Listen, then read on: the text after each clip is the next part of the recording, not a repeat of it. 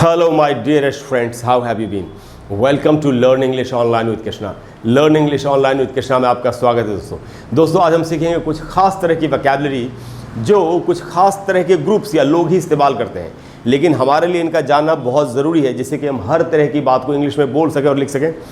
तो दोस्तों ये बहुत ही इंपॉर्टेंट, काफ़ी इन्फॉर्मेटिव क्लास है, आपको ध्यान से पूरे वीडियो को एंड तक देखना चाहिए। देखिए मैं आपको टॉपिक बताता हूँ, टॉपिक से आपकी समझ में आ जाएगा कि ये किस तरह की वोकैबुलरी है। आज का टॉपिक है दोस्तों बिजनेस जार्गन, यानी बिजनेस की दुनिया में इस्तेमाल होने वाले ऐसे वर्ड्स या फ्रेजेस जो आम जनता को नहीं मालूम होते। तो सबसे पहले हम जार्गन की ही मीनिंग है, बिजनेस का मतलब आप समझते ही हैं, जार्गन का मीनिंग समझ लेते हैं कि क्या है। जार्गन की मीनिंग है दोस्तों स्पेशल वर्ड्स और फ्रेजेस, कुछ खास तरह के वर्ड्स या phrases used by particular groups of people specially in their work. Specially का दोस्तों ESP लिखा है शॉर्ट में, यानी कि कुछ खास तरह के वर्ड्स या फ्रेजेस जो कुछ खास ही ग्रुप्स के द्वारा इस्तेमाल होते हैं, कुछ खास तरह के लोगों के ग्रुप्स के द्वारा इस्तेमाल होते हैं, खास करके उनके काम करने की जगह पर। इसका मीनिंग क्या हुआ, मैं आपको इसकी मीनिंग समझाता हूँ। देखिए इसकी मीनिंग है कि पर्टिकुलर ग्रुप्स ऑफ पीपल का मतलब क्या हुआ। जैसे सेल्स एंड मार्केटिंग की लाइन है, तो अगर सेल्स एंड मार्केटिंग की कोई कंपनी है तो एक सेल्स का आदमी किसी बात को बोल रहा है कि उसने कोई वर्ड बोला, तो उनके आपस में उनके ऐसे वर्ड्स या फ्रेज का वो इस्तेमाल करते हैं, ऐसे वर्ड्स चलते हैं जो एक सेल्स का आदमी बोलेगा तो दूसरे सेल्स का आदमी ही उसको समझ सकता है, बाहर के लोग नहीं समझ सकते कि इसका क्या मीनिंग है। कहीं इंजीनियरिंग का काम होता है, कहीं डॉक्टर्स काम करते हैं, तो ऐसे वर्ड्स का इस्तेमाल करते हैं जो बाहर के लोग नहीं समझ सकते। ये इस तरह की जो खास वोकैबुलरी होती है, जो खास तरह के वर्ड्स या फ्रेजेस होते हैं, इन्हीं को जार्गन कहा जाता है, इसी को जार्गन कहते हैं। तो आज हम सीखेंगे बिजनेस की दुनिया में, व्यापार की दुनिया में इस्तेमाल होने वाले कुछ खास तरह के वर्ड्स एंड फ्रेजेस, और ये वो हैं जो आपको पता होने ही चाहिए क्योंकि ये आम इंग्लिश में भी इस्तेमाल हो सकते हैं। इसलिए आज मैं, अच्छा दोस्तों ये हैं तो बहुत सारे, मैं आज आपको वो दे रहा हूँ जो बहुत ही ज़रूरी है हमारे लिए जानना और जो बहुत ही ऑब्वियस है कि ये तो आपको अक्सर लिखे हुए दिखाई भी पड़ते होंगे, तो इसलिए मैं आपको बता रहा हूँ। देखिए सबसे पहला जो टर्म है आज का वो है CTC। CTC का फुल फॉर्म होता है कॉस्ट टू कंपनी, यानी कि टोटल सैलरी पैकेज। मान लेते हैं आपने कहीं पर जॉब का इंटरव्यू दिया, आपको ऑफर लेटर मिला, उसमें पूरी सैलरी लिखी होती है, उसका पूरा ब्रेकअप लिखा होता है। इतनी बेसिक सैलरी है, इतना ट्रैवल अलाउंस है, या इतना आपका डियर अलाउंस है, तो इतना मेट्रो सिटी अलाउंस है, या फिर आपका HRA हाउस रेंट अलाउंस है, इस सारा ब्रेकअप लिखा होता है। फिर आपको ये भी बताया जाता है कि यहाँ इसमें इतना PF आपका कटेगा, इतना इनकम टैक्स लगेगा, या बाद में एंड में बताएंगे आपको फाइनेंशियल ईयर के एंड में कि इस पर टैक्स आपको कितना देना होगा। तो ये पूरा जो कंपनी आपको पूरे साल भर में जो पैसा देगी उसी को CTC कहते हैं। तो ये अब जनरली एक बाहर के आदमी को नहीं मालूम होता कि CTC क्या है, जब तक कि उसको कोई ऐसा लेटर न मिले। कई लोगों ने मुझसे पूछा कि सर CTC क्या होता है, क्योंकि उनको लेटर मिला था, पहली बार उन्होंने देखा CTC तो उनकी समझ में नहीं आएगी क्या है। तो दोस्तों CTC का मतलब है कॉस्ट टू कंपनी, यानी एक कंपनी आपको पूरे साल भर में जो सैलरी देगी, पूरी सैलरी, ये लिखा हुआ है यहाँ पर टोटल सैलरी पैकेज, उसी को CTC कहते हैं। दूसरा टर्म है दोस्तों, ये बहुत ही आसान है, लीव विदाउट पे। कई बार लोग छुट्टी लेना चाहते हैं कंपनी से, और कंपनी तो छुट्टी देना नहीं चाहती, कोई प्राइवेट सेक्टर में आपको पता ही है। तो मान लेते हैं आपको काफ़ी अर्जेंट है आपके लिए जाना, तो और कंपनी का भी लेकिन नुकसान होगा अगर आपके जाने से, तो कई बार कंपनी सख्ती दिखाती है, बोलती है ठीक है आप ले लो छुट्टी, इस पूरे दौरान आपको सैलरी नहीं मिलेगी। लीव विदाउट पे, या अगर आपने अपनी पूरी छुट्टियां ले ली है, पेड लीव्स ले चुके हैं, उसके बाद भी आप छुट्टी लेना चाहते हैं, तो आपको कंपनी सैलरी नहीं, उसके पैसे नहीं देगी उस पूरे दौरान, जब तक आप वहाँ पर नहीं रहेंगे आपको एक भी पैसा नहीं मिलेगा। इससे छुट्टी की खुशी भी आधी हो जाती है। तो इसी को बोलते हैं दोस्तों लीव विदाउट पे।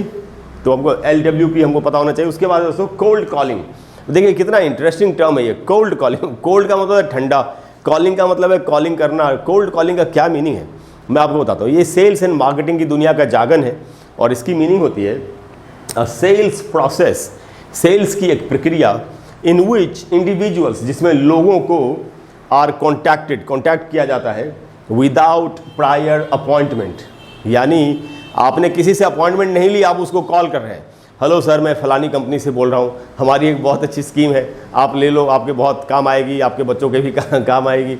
इसको कहते हैं दोस्तों कोल्ड कॉलिंग।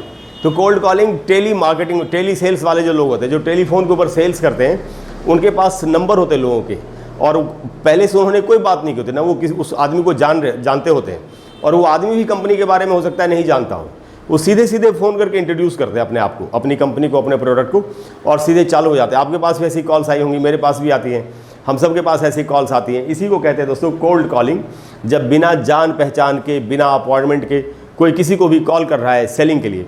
तो कोल्ड कॉलिंग सेल्स की दुनिया का एक टर्म है, इसको सब लोग नहीं समझ सकते। तो बाहर के लोगों से कहा जाए कोल्ड कॉलिंग क्या होता है तो उनकी समझ में नहीं आएगा। तो दोस्तों ये भी एक बिजनेस का जागन है। अच्छा, कोल्ड कॉलिंग में जब लोग बिना अपॉइंटमेंट के कहीं चले जाते हैं, जैसे कई बार क्या हुआ होगा कि सेल्स के लोग आपके ऑफिस में आ गए होंगे किसी भी कंपनी से, सर मैं फलानी कंपनी से आया हूँ, ये प्रोडक्ट है मेरा, आप ले लो। इसको भी कोल्ड कॉलिंग में ही रखा जा सकता है। कोल्ड कॉलिंग मेनली तो टेलीफोन कॉल्स करना है, बट कई बार जब लोग चल के आ जाते हैं वो भी कोल्ड कॉलिंग में आता है।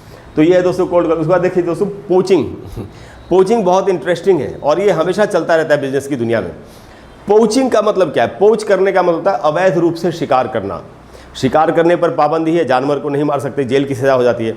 लेकिन जंगल में शिकारी घुस जाते हैं रात को, अवैध शिकारी, और वो जानवरों को मार देते हैं।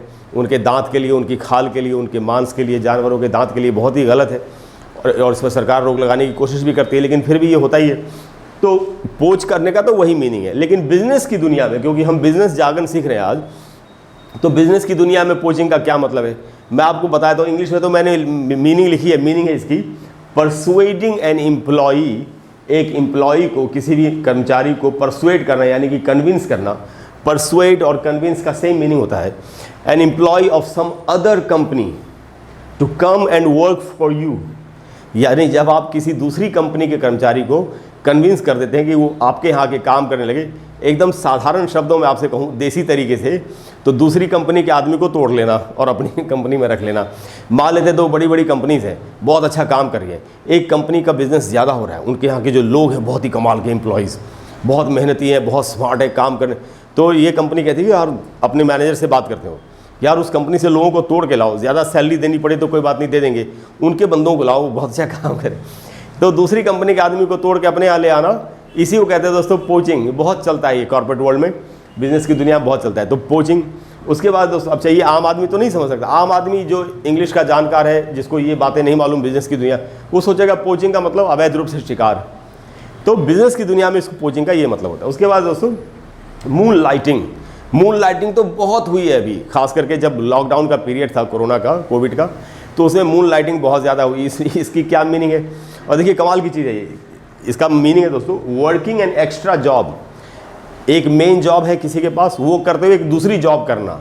स्पेशली का ESP लिखा है, खास करके कब? Without telling your main employer, यानी आपका जो मेन एम्प्लॉयर है उसको बिना बताए हुए, यानी उससे छुपा के, जब हम कोई दूसरी भी नौकरी कर रहे हो, बिना बताए हुए ही करना पड़ेगा। बता के कोई कैसे कर सकता है? फिर तो नौकरी से ही निकाला जाएगा। अभी लॉकडाउन में क्या हुआ? वर्क फ्रॉम होम हो गया, आप घर से काम करना है आपको। तो कोई हमको देख तो रहा नहीं है, CCTV कैमरास तो लगे नहीं हुए, लोग ये देख रहे हैं कि ऑनलाइन है कि नहीं, काम कर रहा है कि नहीं। तो लोगों ने क्या किया, इसमें 2-2, 3-3 जॉब्स कर ली लोगों ने, और डबल ट्रिपल सैलरी कमाई बहुत लोगों ने। अच्छी बात है या ख़राब बात है मुझे नहीं मालूम। तो ऐसा अच्छी बात है कि ख़राब बात है मैं नहीं जानता, लेकिन मून लाइटिंग किया लोगों ने। इसी को दोस्तों एक जॉब के रहते हुए दूसरी जॉब को करना, इसको मून लाइटिंग कहते हैं। और ये सिर्फ लॉकडाउन में ही नहीं हुआ, कई बार क्या होता है कि सेल्स के लोग, जैसे कोई कंपनी है, उसका हेड ऑफिस किसी बड़े शहर में, दिल्ली में, मुंबई में है, और उनके सेंटर्स, उनके ब्रांचेज हैं पूरे इंडिया में। तो जहाँ कई बार क्या होता है कि वो किसी को एक स्टेट दे दिया कि भाई आपको मध्य प्रदेश में काम करना है। ऑफिस नहीं होता कंपनी का, वो आदमी अपने घर से या किसी होटल में ठहर के वहाँ से काम करता है, वहीं से रिपोर्ट भेजता है। अब उसको कोई देखने तो जा नहीं रहा कि वो कितनी कंपनियों में काम कर रहा है। तो यहाँ ऐसे में भी लोग 2-3 कंपनियों में काम कर लेते हैं। इसको भी मून लाइटिंग कहा जाएगा।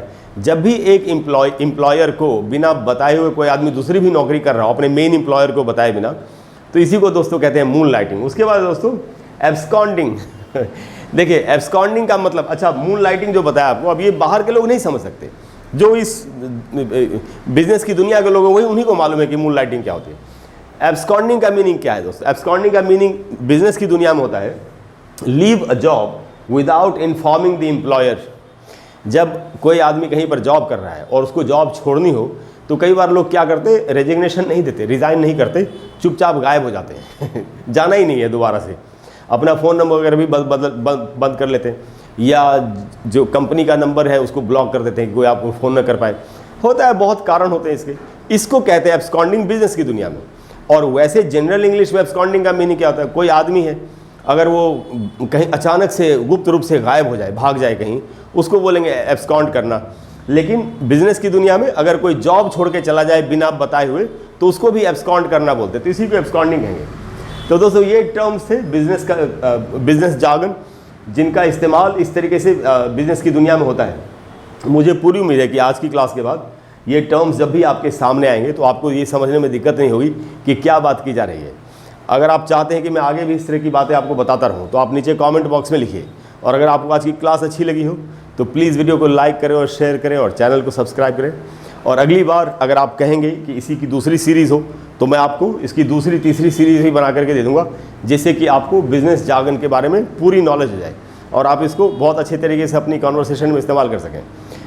इन सारी चीज़ों के अलावा जितने भी मैं आपको वीडियोस बना के दे रहा हूँ, मेरी कोशिश ये है कि आपको अलग अलग बहुत ही लार्ज स्केल पे, बहुत बड़े, बहुत व्यापक स्तर पर मैं आपको वीडियोस बना करके दूँ। आपने देखा होगा मेरी वीडियोस की जो रेंज है वो बहुत बड़ी है। मैं एक ही टॉपिक पर वीडियोस नहीं बनाता, मेरे पास अनगिनत टॉपिक्स हैं। तो फिर भी इनके अलावा भी अगर आपको किसी भी टॉपिक पर वीडियो चाहिए तो आप नीचे कॉमेंट बॉक्स में लिखिए। मुझसे जितनी जल्दी हो सकेगा मैं आपको उस पर वीडियो बना करके ज़रूर दूँगा। आपका बहुत प्यार और समर्थन मुझे मिल रहा है, इसके लिए बहुत बहुत शुक्रिया, थैंक यू। अगली क्लास में मिलते हैं और हम मिलकर के एक नई चीज़ सीखते हैं। Thank you very much. I will see you in the next class. Bye bye.